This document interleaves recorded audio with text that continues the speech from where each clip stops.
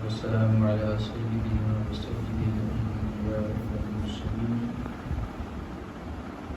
وعلى آله وأصحابه أجمعين، أما بعد، فأعوذ بالله من الشيطان الرجيم، بسم الله الرحمن الرحيم. إن الله وملائكته يصلون على النبي يا أيها الذين آمنوا صلوا عليه وسلموا تسليما.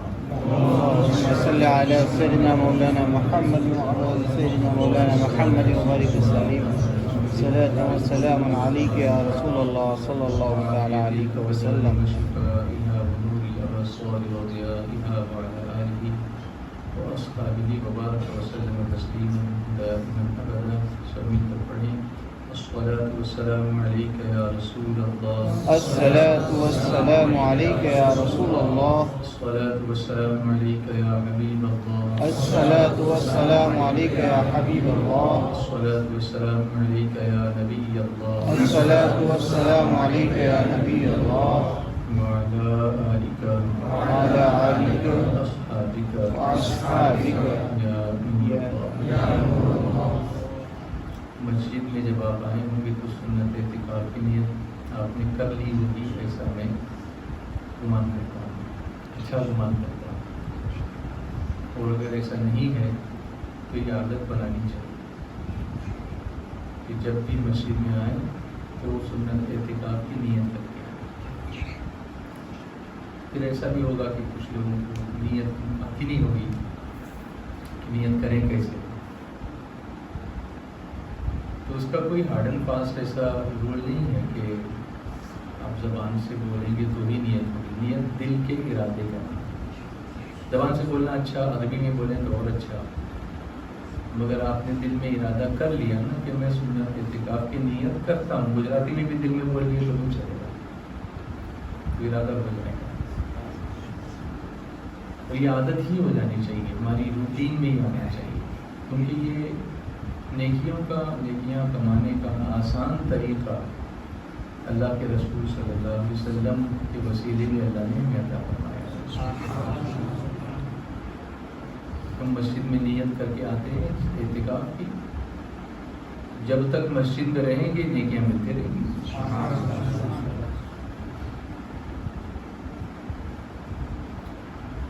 کبھی کبھی ایسا ہوتا ہے کہ ہم بھول جاتے ہیں، پھر کچھ تقسیم ہونے لگتا ہے، نیاز بڑھتی ہے تو یاد آتا ہے کہ اعتکاف کی نیت تو کی نہیں، کھائیں گے کیسے. پھر ایک دوسرے کو بولتے ہیں اعتکاف کی نیت کر لو، تو یہ نیت تو کھانے کے لیے، کھانا پینا یہ ضمناً جائز ہو جائے گا اگر اعتکاف کی نیت کر کے آیا ہے. تو پرٹیکولرلی کھانے کے لیے نیت کرے گا تو تھوڑا اچھا نہیں لگتا نا کہ ہم کھانے کے لیے کریں. مگر اس میں بھی راستہ علماء نے بتایا کہ پھر ایسا کرے کہ نیت کرے، پھر اس کے بعد کچھ درود شریف پڑھ لے، کچھ ذکر کر لے، پھر تھوڑی دیر کے بعد چاہے تو پڑھ لے.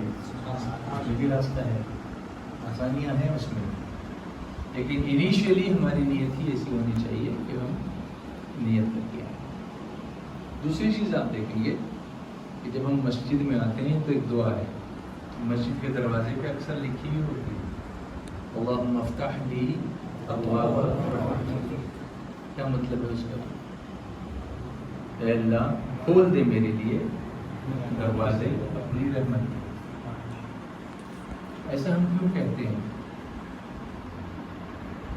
اس لیے کہ حضور صلی اللہ علیہ وسلم کا ایک ارشاد گرامی ہے کہ دنیا میں سب سے بہترین جگہ مسجد ہے، اور دنیا میں سب سے بری جگہ بازار. اب بازار بری جگہ اس لیے نہیں ہے کہ وہاں بزنس ہوتا ہے، بزنس تو اچھی چیز ہے، وہ بھی سنت ہے، مگر اس لیے کہ عام طور پر لوگ بازار میں جانے کے بعد اللہ کی یاد سے غافل ہو جاتے ہیں. جو لوگ بازار میں رہ کر بھی اللہ کی یاد کرتے رہتے ہیں ان کا کیا کہنا؟ ان کے لیے وہ اس ذکر کی وجہ سے وہ جگہ بھی جنت کا باغ بن جاتی ہے. اب ہم پر ہے کہ ہم کرتے کیا ہیں. جیسے ایک زمین کسی کو دی، زمین 2 پلاٹ ملے، یہاں ایک ملا، ایک بھائی کو ایک، یہاں ایک ملا. ایک نے بہت اچھی طریقے سے اس میں کلٹیویشن کیا، پانی ڈالا، اس میں کھاد ڈالی، بیج بویا، سب کچھ کیا، وہ ہری بھری ہو گئی۔ ایک نے کچھ نہیں کیا۔ تو قصور زمین کا نہیں تھا، قصور اس بے پرواہی کا تھا جس کی وجہ سے وہ فائدہ اٹھا نہیں سکتا۔ بازار اللہ نے سب کو دیا، لیکن اب اس کو نیکی کمانے کا ذریعہ کون بناتا ہے؟ یہ اس کے عمل پر ہوگا، اور وہ بھی نیت پر ہوگا۔ اب وہاں کچھ نہ کچھ ہم سے غلطیاں ہوتی رہتی ہیں۔ یہ ایک چیز ہوئی، اس کے ازالے کے لیے، اس کو معاف کروانے کے لیے ہم آتے ہیں اور اللہ سے کہتے ہیں کہ اللہ اب ہم تیرے گھر میں آ رہے ہیں، اب وہاں کچھ بھی ہوا ہم سے باہر، اب کھول دے تیری رحمت کے دروازے۔ یہ ہم اللہ سے دعا کرتے ہیں۔ یہ سب کنسیپٹ کلیئر ہونا چاہیے ہمارے دماغ میں۔ ہمیں کوئی دعا پڑھتے ہیں تو کیوں پڑھتے ہیں؟ مولانا نے رٹا دیے تو یاد ہو گئی تو پڑھنے کا ہے، اگر اس کے پیچھے کنسیپٹ کیا ہے، وائی وی ڈوئنگ اٹ، اگر یہ کنسیپٹ سمجھ میں آئے گا نا پھر بولنا نہیں پڑے گا۔ دوسری چیز، حضور صلی اللہ علیہ وسلم نے فرمایا کہ تم اللہ سے جنت مانگا کرو، اس لیے ہم کہتے ہیں اللہم انا نسألک الجنہ، اللہ ہم تجھ سے سوال کرتے ہیں کس چیز کا؟ جنت کا۔ اور ہم بہت چاہتے ہیں کہ اللہ ہمیں جنت نصیب کرے۔ کوئی مر گیا تو اس کے لیے بھی بولتے ہیں کہ اللہ اس کو جنت نصیب کرے۔ مگر دنیا میں جنت کہاں ہے؟ مسجد ہے، اس میں ہم کم آتے ہیں۔ جنت مانگتے بہت ہیں، لیکن دنیا میں جو جنت ایکچولی ہم کو دی گئی ہے اس میں ہمارا ٹائم کم ہے۔ ایسا کیوں؟ اس کی ویلیو نہیں معلوم۔ اگر ویلیو معلوم ہوگی تو پھر ہم ایسا نہیں کریں گے۔ جیسے مسجد بنی، اللہ تعالیٰ اس میں تعمیر میں مدد کرنے والوں کو خوب ہدایت عطا فرمائے۔ مسجد دنیا میں بنانا گویا جنت میں اپنا محل تعمیر کرنا، وہ تو تعمیر ہو گیا۔ اب اس میں کارپیٹ بچھے ہیں، یہ سب ٹائلس لگے ہیں، خوبصورتی ہے بالکل، کہ مسجد کی اصل خوبصورتی کیا ہے؟ پسند ہے۔ اس کے لیے تو ہم نے بہت محنت کی، ایکسٹیریئر کے لیے، انٹیریئر کے لیے، لیکن پھر اس کی اصل خوبصورتی کو بسانے کے لیے وہ محنت ہم نہیں کرتے جو مسجد کے اندر اینٹ لگانے میں کرتے۔ اب اس کی محنت کون کرے گا اس بستی میں؟ وہ بھی تو ہم کو کرنا پڑے گا۔ اس کے لیے کوئی امامہ شریف باندھ کر ہی نکلے تو ہوگا، ایسا نہیں ہے۔ ہر ذمہ دار اگر اپنی ذمہ داری ادا کر لے گھر کا، کہ میرے گھر کی ذمہ داری میرے اوپر، جیسے عام طور پر لوگ یہ کہتے ہیں کہ بھئی ہمارے یہاں اسلامی حکومت نہیں ہے، نہیں تو ہم یہ کرتے ہیں، نہیں تو ہم وہ کرتے ہیں۔ کنسیپٹ سوچتے ہیں لوگ، آپ کے گھر میں کس کی حکومت ہے؟ آپ کی ہے؟ کس کی حکومت ہے؟ آپ کے پریوار میں کس کی حکومت ہے؟ آپ کی ہے نا، گھر والے کی، باپ کی، دادا کی، بڑے بہن کی۔ خود آپ کے اوپر کس کی حکومت ہے؟ کسی منسٹر کی؟ آپ کی ہوتی ہے۔ تو پھر آپ کو کس نے روکا ہے اس عمل کرنے سے؟ تو یہ سوال قیامت میں ہوگا کہ تم کو تو میں نے آزاد پیدا کیا تھا، غلام تو نہیں بنایا تھا، غلام بنایا تھا تو میرے محبوب کا بنایا تھا۔ وہ حکومت تم نے اپنے اوپر نافذ کیوں نہیں کی؟ تم شکایت کرتے رہے کہ ایسی حکومت ہے ویسی حکومت ہے، تمہارے اوپر تو حکومت کسی کی نہیں، وہ امپلیمنٹ تم کیوں نہیں کرتے پوچھا جائے گا۔ تو وہ حکومت چلاؤ، خود پہ بھی اپنے پریوار پہ بھی۔ بیٹا نماز کو نہیں آیا ہے تو آپ کو کنسرن ہونا چاہیے کہ وہ کیوں نہیں آ رہا ہے۔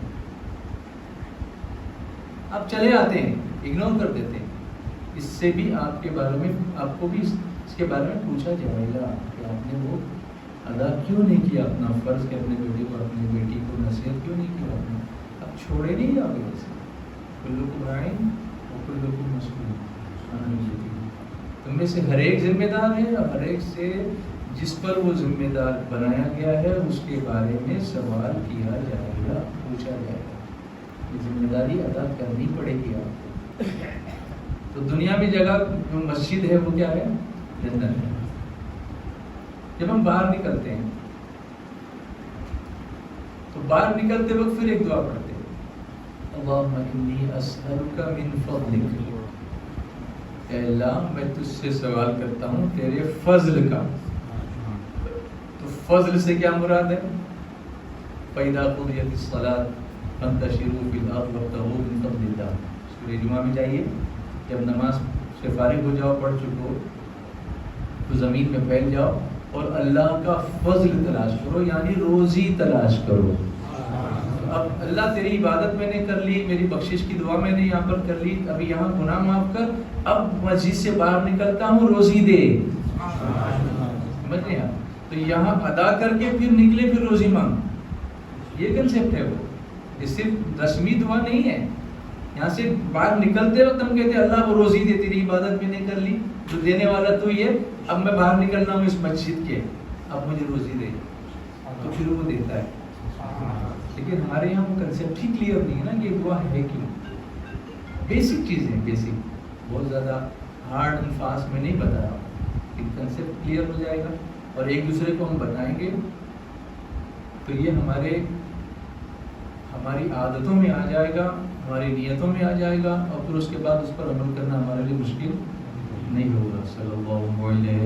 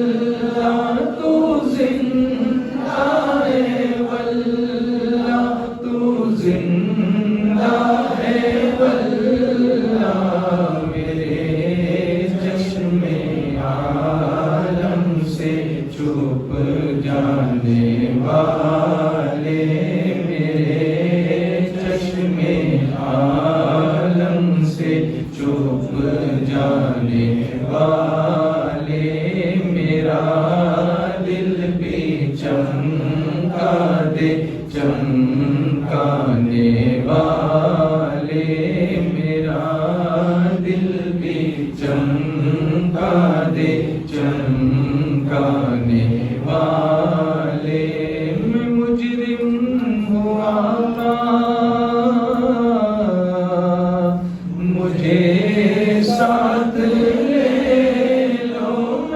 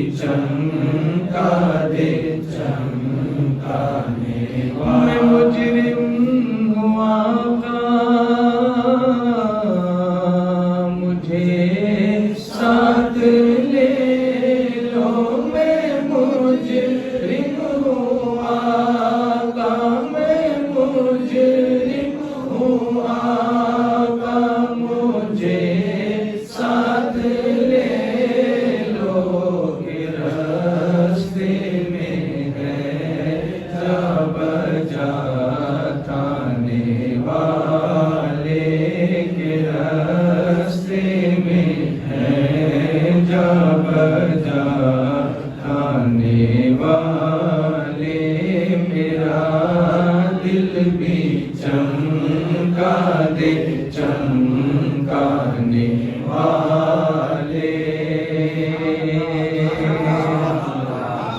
رہے گا یوں ہی ان کا چرچا رہے گا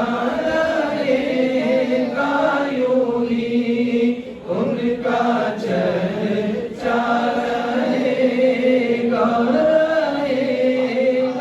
یوں ہی ان کا چرچا رہے گا پڑے خاک ہو جائے جل جانے والے پڑے خاک ہو جائے جل جانے والے میرا دل بھی چمکا دے چمکانے والے میرا دل بھی چمکا دے چمکانے والے رضا نفس دشمن ہے دم میرا رضا نفس دشمن ہے دم میرا آنا کہاں تم نے دیکھے ہیں چند آنے والے کہاں تم نے دیکھے ہیں چند آنے والے میرا دل بھی چمکا دے چمکانے والے میرا دل بھی چمکا دے چمکانے والے اور ایک چیز جو بیسک چیزوں میں سے ہے ہمارے بزرگوں نے یہ جو اللہ والوں کے دنوں پر جو اہمیت دی منانے پر کچھ لوگ کہتے ہیں کہ کیا روز کا روزہ یہ کرتے ہیں مگر اس کی اہمیت یہ ہے کہ اسی بہانے سے ہم کچھ اللہ کا ذکر کر لیتے ہیں ویسے آدمی نہیں کرتا آج کون سی تاریخ ہے شوال کی 14ویں شب ہے اور 14ویں شب ہم حضور مفتی اعظمین کی یاد کرتے ہیں یہ بہانے ہیں اللہ کی رحمت کو پانے کے قرآن کریم میں سورہ ابراہیم میں آپ جائیے وَذَكِّرْهُمْ بِأَيَّامِ اللَّهِ اللہ فرماتا ہے کہ اور ان کو اللہ کے دن یاد دلاؤ تو سارے دن اللہ تیرے ہی تو ہیں پھر وہ کون سے دن ہیں تو فرماتا ہے کہ اللہ کے دن یاد دلانے کا حکم ہے ان کو یاد دلاؤ اور یاد دلانا یہ فائدہ بھی دیتا ہے اللہ رب العالمین ہے احکم الحاکمین الیس اللہ باحکم الحاکمین پڑھتے ہیں تمام حاکموں کا حاکم ہے اس نے ایک بار اگر ایک رول دے دیا تو دے دیا پھر بار بار پڑھنے کی ضرورت ہے نہیں مگر وہ اتنا احکم الحاکمین تو ہے ارحم الراحمین بھی ہے سب مہربانوں سے بڑھ کر مہربانی کرنے والا سب سے زیادہ رحم کرنے والا اب اس نے سسٹم دیا نماز میں نے فرض تو کر دی لیکن بلاؤ لوگوں کام میں رہتے ہیں دھندا کرتے ہیں 5 وقت ان کو یاد دلاؤ اس نے قرآن کریم میں نماز کی فرضیت کی آیتیں نازل فرمائی تقریباً 80 جگہوں پر 80 جگہوں پر صراحتاً نماز کا ذکر ہے اور کل ملا کر تقریباً 700 جگہوں پر اشارتاً بھی نماز کا ذکر ہے وہ یاد دلاتا ہے کہ یہ میں نے تم کو دیا نا یہ کام اب وہ خدا ہو کہ اتنے یاد دلائے اور میں بندہ ہو کہ میرے گھر والوں کو یاد نہ دلاؤں پھر یہ وَذَكِّرْهُمْ بِأَيَّامِ اللَّهِ اور ان کو اللہ کے دن یاد دلاؤ اب اللہ کے دن کے رئیس المفسرین حضرت عبداللہ بن عباس رضی اللہ تعالیٰ عنہ فرماتے ہیں کہ ایام اللہ سے مراد وہ دن ہیں جن دنوں میں اللہ کے خاص بندوں پر اللہ کی خاص رحمتیں نازل ہوتی ہیں. سب دن اللہ کے، لیکن جو خاص بندے ہیں ان پر خاص رحمت جس دن نازل ہوئی وہ خاص اللہ کے دن ہے. اور اس میں سب سے افضل ترین دین رحمت عالم صلی اللہ علیہ وسلم کی ولادت اور آپ کی معراج کا دن ہے.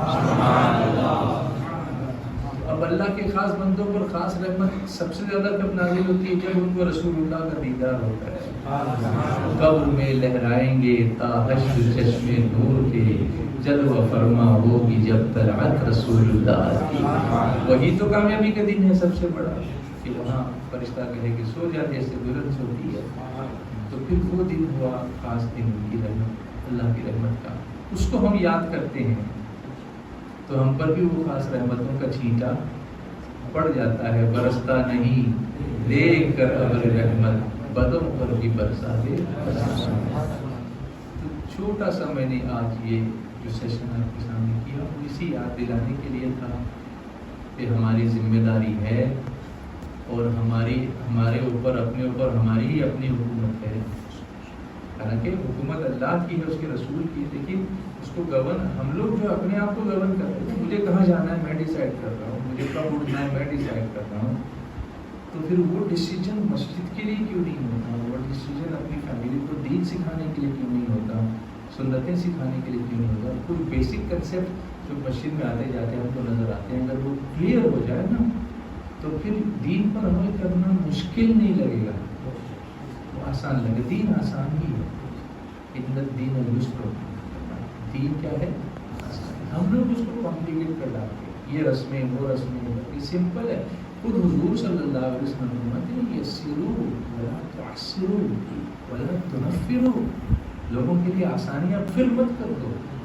کبھی تو ایک ایسا بھی ہوا تھا کہ ایک صحابی نماز پڑھنے کے لیے ایک مسجد میں گئے، صحابی رسول میں، اور پھر وہ امام نے اتنی لمبی صورت پڑھی کہ وہ نماز چھوڑ کے الگ ہو گئے. حضور صلی اللہ علیہ وسلم کی بارگاہ میں آ کر رس کیا، حضور یہ بہت لمبی نماز پڑھا، اس سے فرمائیے کہ ہمارا خیال کرے.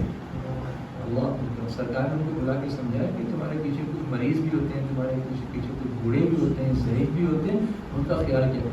اور پھر تم جب اکیلے کھڑے ہو جائے تمہاری مرضی پڑھو کتنی لمبی. اکیلے میں ہم شارٹ کرتے ہیں. کتنا کنسیڈریشن ہے ہمارے دین کے اندر کہ جب ہم لوگوں کو لیڈ کر رہے ہوں تو اس وقت ان کو کنسیڈر کرنا. حضرت عبداللہ ابن عباس لوگ روز واز کرنے کے لیے مجرد نہیں کرتے تھے، روز نہیں کرتے تھے. ہم لوگ مترفی ہو جاتے ہیں، نہیں برداشت کر پائیں گے، وقتاً فوقتاً کیا کرتے. تو اس طرح سے ہم ایک سسٹم اگر سنت کے اوپر بیس اگر بنا لیتے ہیں تو بہت آسان بھی ہوگا اور عمل کرنے کے لیے بھی ہمارے لیے اللہ آسان کرے گا. اللہ ہم سب کو دونوں جہاں کی خیر و برکت نصیب فرمائے. اس مسجد کو آباد کرنے اور ہر مسجد کو آباد کرنے کی توفیق عطا فرمائے. اس مسجد کے بانیوں کو، ہمارے عبداللہ بھائی کو، ان کی فیملی کو، جن لوگوں نے اس میں تعاون کیا ہے ان سب کو اللہ تبارک و تعالیٰ جزائے خیر عطا فرمائے. اور اس کو تعبیر کرتے وقت جن لوگوں نے پریکٹیکلی حصہ لیا اللہ سب کو جانتا ہے اور وہ نوازنے والا ہے. وہ تو چاہے تو ایک نقطہ بھی قبول فرما لے اور پھر وہ کرم کے دریا ہوتا ہے. اس کی رحمت بہت وسیع ہے، اس کو ہم سمجھ ہی نہیں سکتے. اللہ اپنے کرم اور اپنی شان کے مطابق عطا فرما دے اور جزائے خیر عطا فرمائے. السلام علیکم ورحمۃ اللہ وبرکاتہ. السلام